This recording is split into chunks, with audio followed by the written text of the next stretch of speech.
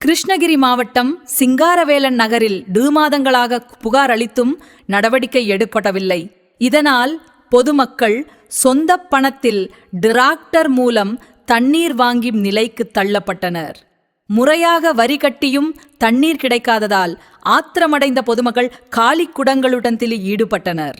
அதிகாரிகள் நேரில் வந்து சமாதானம் பேசியதை தொடர்ந்து போராட்டம் கைவிடப்பட்டது.